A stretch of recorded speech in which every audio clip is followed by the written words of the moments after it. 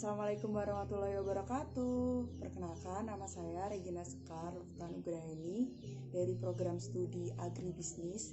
Di sini saya akan menjelaskan tentang komoditas non-pangan untuk menempuh mata kuliah Agribisnis Pangan dan Non-Pangan. Keep on watching guys. Dadah.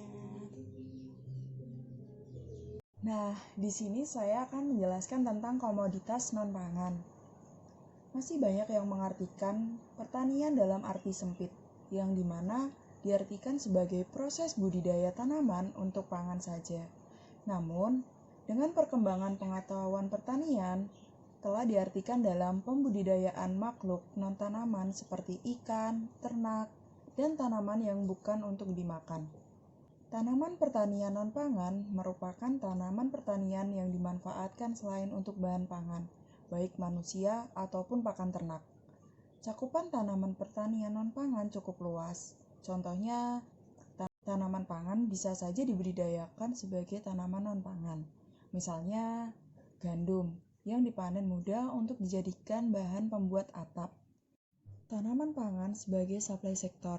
Yang pertama dalam biofuel dan bioenergi, yang memanfaatkan tanaman alga, jatropha, dan sweetgrass, yang menghasilkan produk berupa bioetanol, biobutanol, biodiesel, syngas, dan bioenergi. Dalam bidang bangunan dan konstruksi, memanfaatkan tanaman hemp, gandum, flek, dan bambu, yang menghasilkan produk berupa dinding, atap, insulasi, cat, dan pernis. Dalam serat tanaman, memanfaatkan tanaman sabut kelapa, kapas, flek, hemp, papirus, dan sisal, yang menghasilkan produk berupa kertas, tekstil, dan tali. Dalam bidang farmasi, memanfaatkan tanaman Barago officinalis, Cannabis sativa, Echinacea, dan tembakau, yang menghasilkan produk obat-obatan, suplemen, dan nutrisi. Dalam bidang biopolimer, memanfaatkan tanaman gandum, jagung, dan kentang, yang menghasilkan produk berupa plastik dan pengemasan. Dalam bidang bahan kimia khusus, memanfaatkan tanaman lavender, Barasia napus, flek, dan hemp, di mana menghasilkan produk berupa minyak esensial, tinta percetakan, dan pelapis kertas. Subsektor tanaman non-pangan. Yang pertama ada subsektor tanaman hias, yang merupakan tanaman pertanian non-pangan yang dibudidayakan untuk dimanfaatkan keindahannya. Contohnya adalah mawar, melati, anggrek, sedap malam, bonsai, krisan, suplir, dan palem.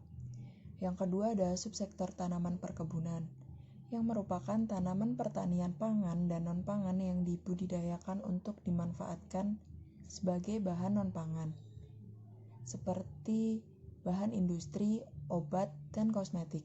Contohnya tanaman perkebunan berupa kelapa sawit, kapuk, kapas, tembakau, karet, dan kina. Yang ketiga, subsektor peternakan. Subsektor peternakan meliputi budidaya hewan ternak yang dimanfaatkan untuk digunakan sebagai bahan non-pangan. Contohnya ular, buaya, ulat sutra, dan lebah. Yang keempat, ada subsektor jasa agribisnis.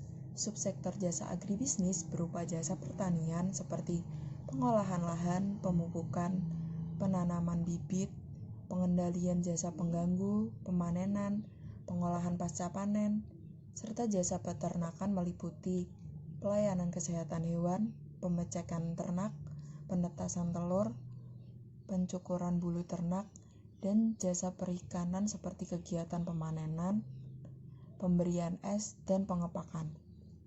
Yang kelima ada subsektor kehutanan. Subsektor kehutanan merupakan tanaman yang dibudidayakan berupa pengusahaan kayu, seperti tanaman hutan jati, pinus, mahoni, sono keling, cendana, dan akasia.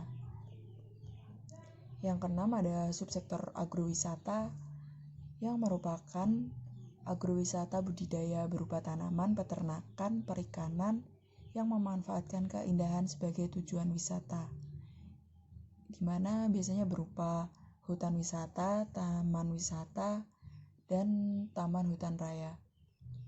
Yang ketujuh ada subsektor perikanan, di mana subsektor perikanan mencakup kegiatan budidaya, pengepakan, dan pembenihan. Potensi agribisnis non-pangan di Indonesia. Sektor pertanian hingga kini masih menjadi salah satu sektor utama yang banyak mengambil tenaga kerja dan memberikan devisa yang besar bagi negara. Menurut kebanyakan orang, pertanian hanya terbatas pada subsektor pertanian. Yang pertama yaitu subsektor pangan. Banyak yang beranggapan bahwa pertanian adalah bercocok tanam padi, singkong, jagung, dan tanaman pangan lainnya.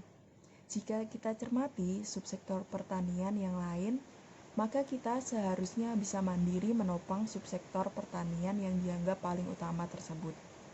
Contoh subsektor perkebunan memiliki komoditi andalan yaitu karet, kopi, dan kelapa sawit. Untuk kawasan Asia, Indonesia pernah menjadi penghasil terbesar karet alam. Bahkan untuk produksi minyak kelapa sawit sempat menduduki posisi kedua di dunia. Subsektor perkebunan ini menjadi salah satu subsektor pertanian yang utama yang harus diawasi dan dipantau perkembangannya oleh pemerintah, karena memiliki potensi yang luar biasa. Wilayah Jawa Timur yang menjadi sumber utama daging ternak, terutama sapi dan kerbau, harus selalu mendapat dukungan dari semua pihak. Perkembangan setiap subsektor pertanian harus selalu dipantau. Usaha jasa untuk merawat tanaman dan ternak demi pengobatan dan pencegahan penyakit juga harus diperhatikan. Dan subsektor terakhir yakni perikanan dan kelautan. Dan subsektor yang terakhir yakni perikanan laut dan darat. Bisa menjadi salah satu alternatif jangka panjang untuk pertanian non-pangan. Sebab sebagian besar wilayah Indonesia adalah laut dan perairan. Hal ini seharusnya bisa dimanfaatkan dengan sebaik mungkin. Pemerintah dapat bekerja sama dengan petani-petani ikan dan nelayan untuk mengembangkan potensi yang ada. Kontrol dari pemerintah tentang tata cara bertani yang baik pun harus menjadi prioritas utama. Harmonisasi subsektor utama pertanian dengan subsektor pertanian yang lain diharapkan mampu menopang dan menunjukkan kualitas bidang pertanian di negeri ini. Jika pertanian makmur, maka ekonomi pun akan bangkit. Nah, tadi sudah saya jelaskan tentang komoditas non-pangan. Sekian penjelasan dari saya, kurang lebihnya mohon maaf. Semoga bermanfaat. Wassalamualaikum warahmatullahi wabarakatuh.